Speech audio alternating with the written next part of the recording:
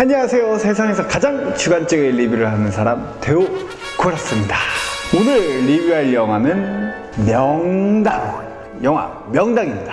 영화를 보면은 일단 배우진이 아주 빵빵합니다. 조승우, 백윤식, 지성, 김성균, 문채원, 그리고 진짜 오랜만에 박충선 배우님. 충선 배우님은 우리 나이 때 사람들이 기억하는 건 마수리에서 마패.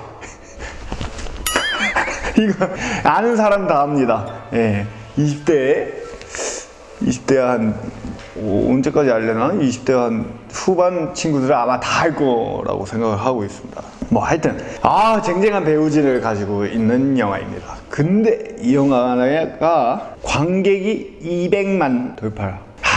이런 배우들을 가지고 200만이라 아쉽죠. 예. 문채원, 지성, 이원근, 뭐 이런 배우들은 드라마에서는 거의 뭐 다 주연급 배우들입니다. 주연급 배우들인데 영화에서는 글쎄요. 영화에서는 백윤식 선생님하고 조승우 정도가 주연급 배우라고 할 수 있는데요. 정말 아쉽죠. 그런 배우들이 이런 스코어를 낼 수밖에 없었다는 게 좀 아쉬운 스코어입니다. 하지만 저는 왜 이런 스코어가 났는지 알 수 있습니다. 네, 그 이유 바로 잘못된 기획. 이 영화는 기획 자체가 잘못됐습니다. 시나리오 단계에서 빠갈랐기 때문에 영화가 이렇게 빠갈라 버리는 겁니다. 네. 자, 사극도 두 종류가 있어요. 역사적 사실이 아예 없는 그런 내용의 판타지적 사극이, 그다음에 역사적 사실 인물이 나오면서 그 내용을 각색을 해가지고 하는 사극이 있고, 세 가지구나. 마지막은 완전히 정말 다큐멘터리처럼 찍어내는 영화가 있는 거죠. 근데 이 다큐멘터리처럼 찍는 거는 사실상 이건 힘들어. 역사라는 게 이 승자의 기록이어가지고 이걸 다큐처럼 찍을 수가 없어. 뭐 그거 다 치고요. 그런데 여기서 문제가 생기는 겁니다. 중반 때까지는 이 명당, 이 풍수지리설을 가지고 이 조승우로 하여금 이끌어내는 이 긴장감, 대단해요.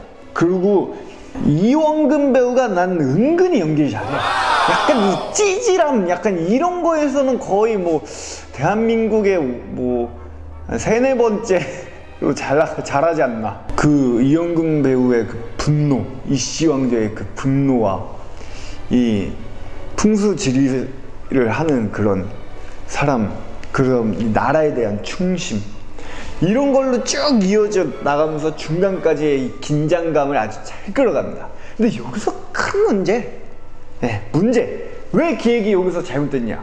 실존 인물인 흥성군 등장하는 거죠. 지성이 등장합니다. 등장까지는 좋았어요. 흥선이라는 인물이 뭐 새로운 모습을 보여주면서 되게 그렇구나 이런 느낌이 가셨는데, 거기서 반전이라고 생각을 했는지 갑자기 흥선이 이제 자기의 욕망이 왕이, 나도 왕권을 잡아보자 이러면서 이렇게 하는 이 모습이 나오기 전에 우리는 그게 반전 요소가 될 수가 없죠. 우리한테는 대한민국에서 이 중학교만, 그렇죠, 중등교육을 제대로만 마쳤다면 흥선대원군은 어떤 인물인지를 알 수 있습니다.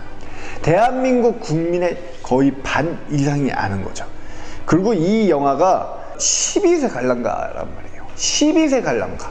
그러면 12세 이상 되는 인간들 중에서 거의 90%는 이 내용을 알고 있는 사람이에요.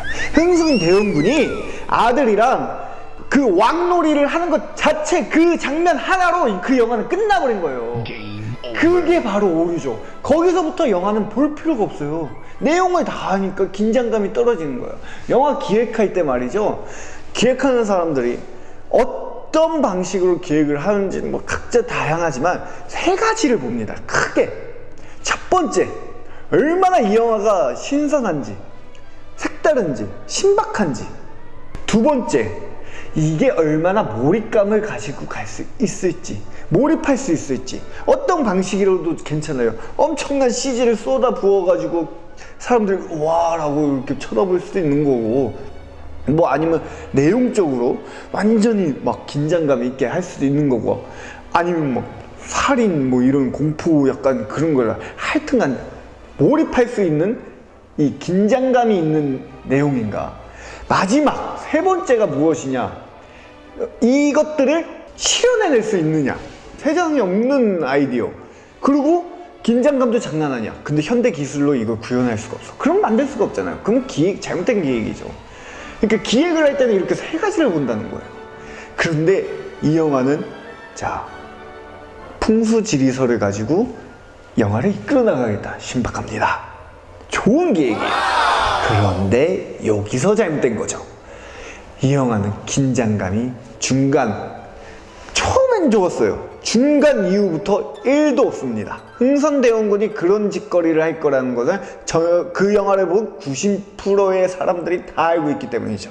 거기서 이 영화가 빠갈난 겁니다. 전 그렇게 생각해요. 이 영화는 200만이 들 수밖에 없었다. 예. 기획 자체가 난 200만이 들 거야 하고 기획을 했어요. 제가 이 영화를 기획을 한다면 흥선이라는 인물은 빼겠습니다. 이영근이 역할은 이 헌종의 이야기로 그냥 쭉 가는 게, 비극으로 차라리 끝냈으면 얼마나 사람들이 야, 충신이 저렇게 얘기해도 씨발네 와 이러면서. 안타까워요. 안타깝습니다. 아까 그리고 배우 얘기를 하다가 말았는데요, 왜 드라마에서 그렇게 잘 나가던 배우들이 영화 와가지고 죽을 쓰는 경우들이 때때로 있어요. 물론 영화와 이 드라마 양쪽을 왔다 갔다 하면서 모두 대박나는 그런 배우들도 있기는 하지만요, 대부분의 배우들이 드라마에서 잘 나가는 이 주연 배우들이 영화를 보면 죽을 쓰거든요.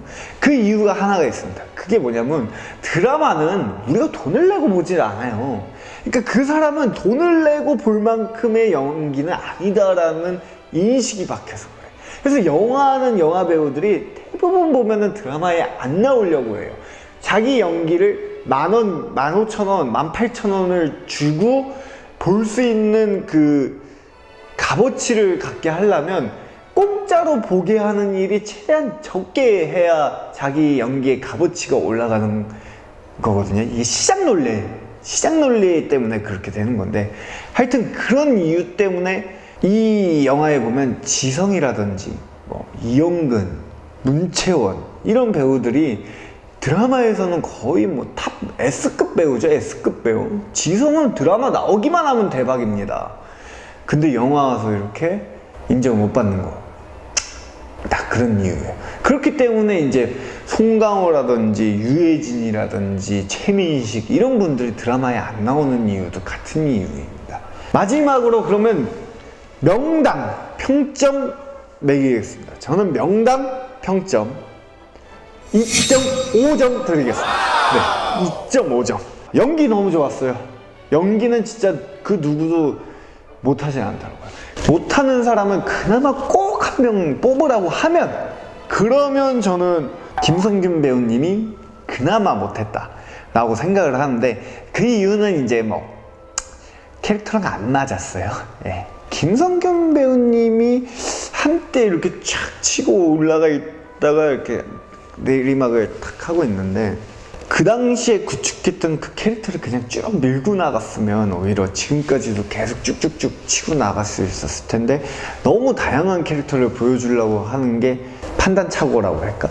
그리고 뭐 개봉도 명당이랑 그 안시성이랑 붙었는데, 그 개봉이 이제 추석이었는데 이번 추석의 영화들은 다 망했어요. 연휴가 길면서 영화를 볼 거라고 예상을 했거든요. 영화 쪽 이 시장 마케터들이. 저희 역시도 그랬어요. 저희도 그 당시에 카메라를 멈추면 안 돼가 그 극장에 있으면서 추석 때 더 많은 사람이 보겠지라는 기대를 했습니다. 근데 저희 회사의 예측도 틀렸고 모든 마케터들의 예상이 다 틀렸어요. 이게 연휴가 되니까 사람들이 해외여행을 갔거나 오히려 시골로 내려갔어요. 더 오랫동안 어머니, 아버지, 할머니, 할아버지를 만날 수 있다라는 생각에 더 시골로 다 가신 거야. 그러니까 더 망해버렸습니다. 다 망했어요. 안시정도 500 정도, 500만 정도 됐고, 여기도 200만. 잘된 영화가 없습니다, 그때. 이상 저랑 뭐 비슷하게 생각을 하고 계신 분들은 좋아요 버튼과 댓글 부탁드리고, 저랑 또 다르게 생각하신 분들은 싫어요 버튼과 댓글 달아주시면 감사하겠습니다. 구독도 눌러주시고요. 네, 이상 세상에서 가장 주관적인 리뷰를 하는 사람, 대우 고라스였습니다.